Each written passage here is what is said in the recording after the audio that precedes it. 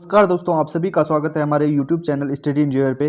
और आज हम डिस्कस करने जा रहे हैं United Nation human right council के बारे में। उससे पहले मैं आपको कुछ बता दूं, जो ये वीडियो लेक्चर हैं किन के लिए इंपॉर्टेंट होने वाले। उत्तराखंड अपर पीसीएस और लोअर पीसीएस मींस जो बच्चे देने जा रहे हैं उनके लिए ये लेक्चर इंपॉर्टेंट होने वाला है। आप कहेंगे सर, आप United Nation human right council के बारे में क्यों बता रहे हैं, क्यों ये टॉपिक इंपॉर्टेंट हो जाता है। अगर आप अपर पीसीएस मेंस का सिलेबस उठा के देखोगे, जैसे कि मैंने यहाँ पे रखा है ये, तो आप यहाँ पे देखोगे तो ये United Nation and its specialized agencies के बारे में आपसे पूछा जाएगा पेपर 3 में, जो पॉलिटी से रिलेटेड होता है। तो वहाँ पे एक सेक्शन है इंटरनेशनल एंड रीजनल ऑर्गेनाइजेशन।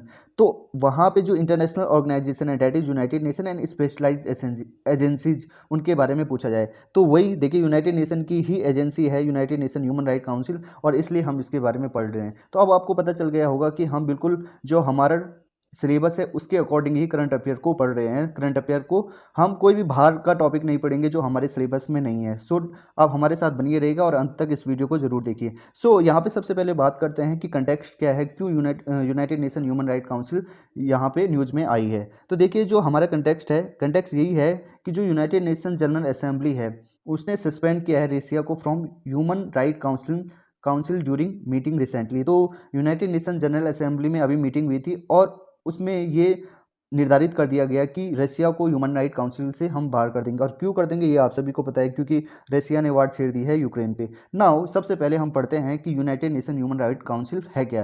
देखिए, अगर हम पढ़ें United Nation human right council के बारे में, तो जो ये यूएनएचआरसी है, इसका जो पहले नाम था, इसका नाम था United commission on human right. ठीक है, तो इसका ये नाम था। बट क्योंकि इस पे एक इल्ज़ाम लगाया जाता था कि इसकी क्रेडिबिलिटी डेफिसिट है, मतलब इस पे लोग उतना ज़्यादा क्रेडिबल नहीं थी। ये ऑर्गेनाइजेशन बार बार इस पे आरोप लगते रहते थे कि ये ह्यूमन राइट काउंसिल को उतने अच्छे से कैटर नहीं कर पाती है।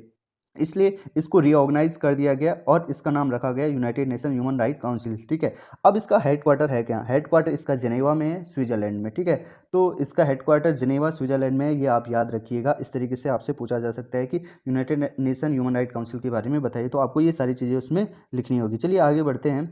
अब इसके कंपोजिशन के बारे में पढ़ते हैं। कंपोजिशन यानी कि इसमें कितने मेंबर्स हैं। ठीक है, तो इसमें टोटल 47 मेंबर है, विच इज़ वेरी इंपॉर्टेंट। ठीक है, और जो ये 47 मेंबर है, इनको 2 साल के लिए चेयर दी जाती है, मतलब 2 साल के लिए, सॉरी, जो ये मेंबर हैं, ये मेंबर 3 साल के लिए बनते हैं, 3 ईयर के लिए सिलेक्टेड किए जाते हैं। ठीक है, और इन 47 मेंबर को इस तरीके से इलेक्ट किया जाता है सो डैट पूरा वर्ल्ड रिप्रेजेंट हो सके। पूरा वर्ल्ड रिप्रेजेंट होने का मतलब ये है कि हर कंटिनेंट से कोई ना कोई member United Nation human right council में होता है। अब एक चीज़ बता दो, मैं सपोज कोई मेंबर चुना गया। ठीक है, तो मेंबर जैसे 3 साल के लिए चुना गया, ठीक है, फिर अगले 3 साल के लिए चुना गया, बट फिर उसके बाद अगले 3 साल के लिए नहीं चुनाया जाएगा।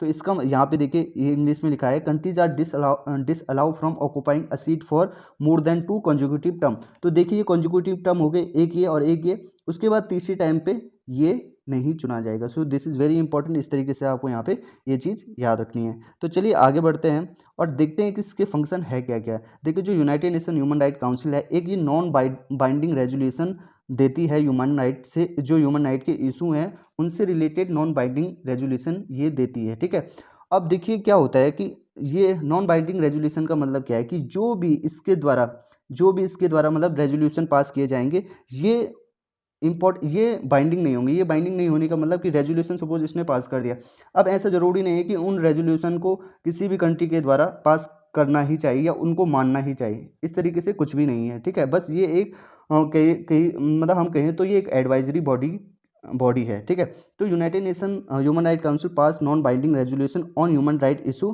Through a periodic review of all 193 United member state called universal periodic review. ठीक है, इसके अलावा देखिए तो it oversee expert investigation of violation in specific countries. Suppose हम देखिए कि बहुत सारी ऐसी कंट्रीज है जहाँ पे ह्यूमन राइट का वायलेशन होता है। तो ये ऑर्गेनाइजेशन है, ठीक है, ये देखती रहती है कि कहीं किसी भी कंट्री में इस तरीके से ह्यूमन राइट का वायलेशन हो तो नहीं रहा है। अगर हो रहा है तो ये अपनी रिपोर्ट्स सौंप देती है। ठीक है, और उस हिसाब से एक्शन लिए जाते हैं, दो ये नॉन बाइंडिंग रेजोल्यूशन होते हैं इसके। नाउ यहाँ पे अब एक और चीज़ देखते हैं जो कि बहुत ही ज़्यादा इंपॉर्टेंट है, that is challenge and need for reforms, कि इसमें क्या क्या चैलेंजेस है और क्या हमें नीड्स है कि इनको रिफॉर्म करें। तो देखिए, सबसे पहले एक चीज़ बता दूं मैं, जो ह्यूमन राइट काउंसिल में जो मेंबर हैं, जैसे कि सऊदी अरेबिया हो गया, यहाँ पे देख सकते हैं आप, जैसे कि सऊदी अरेबिया हो गया, चाइना हो गया, रसिया हो गया, इन पे आरोप लगता रहता है बार बार कि ये ह्यूमन राइट का वायलेशन करते हैं। जैसे कि आपने चाइना का एग्जाम्पल देखा होगा बहुत बार कि जैसे वहाँ पे उग्र मुस्लिम हैं, उन पे अत्याचार बहुत ज़्यादा होता है। जैसे सऊदी अरेबिया में जो महिलाएं होती हैं उन पे अत्याचार इस तरीके से बहुत ज़्यादा होता है, ठीक है, उनको ह्यूमन राइट्स नहीं दिए जाते। तो इस तरीके से इस बॉडी के द्वारा ये कहा जाता है कि जो इसके मेंबर हैं वही खुद ह्यूमन राइट का वायलेशन करते हैं, ठीक है। इसके अलावा जो बहुत सारी वेस्टर्न कंट्रीज़ हैं, वो वेस्टर्न कंट्रीज़ ये हवाला देता मतलब ह्यूमन राइट्स का मिसगिविंग्स देती रहती हैं कि मतलब अंडरस्टैंड कि ह्यूमन राइट की जो अंडरस्टैंडिंग है उसके बारे में मिसगिविंग देती रहती हैं कि भाई ये भी वो जो वेस्टर्न कंट्रीज़ है वो अपने हिसाब से ह्यूमन राइट को क्या कर लेते हैं, मोल्ड कर लेते हैं। अगर उन्हें लगेगा, अगर सपोज वो किसी चीज़ का ह्यूमन राइट का वायलेशन कर रहे हैं वेस्टर्न कंट्रीज़, अगर हम कहें उनसे कि भाई आप ह्यूमन राइट का वायलेशन कर रहे हैं, तो वो ये कहेंगे कि नहीं जी, ये ह्यूमन राइट का वायलेशन नहीं है, बल्कि अंडरस्टैंडिंग ऑफ ह्यूमन राइट आपकी गलत है। इस तरीके से ये वेस्टर्न कंट्रीज़ कहने लग जाती है, अपनी मनमर्जी करती हैं। इसके अलावा non compliance has been a serious issue with respect to the human right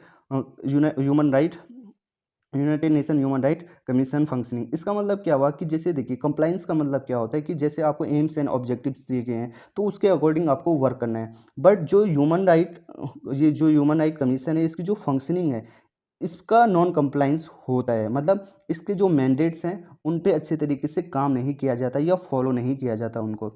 इसके अलावा देखिए, यूनाइटेड नेशन ह्यूमन राइट जो कमीशन है, ये एक प्रकार की बहुत ज़्यादा इंपॉर्टेंट बॉडी हो जाती है अगर हम बात करें ह्यूमन राइट से इशू की।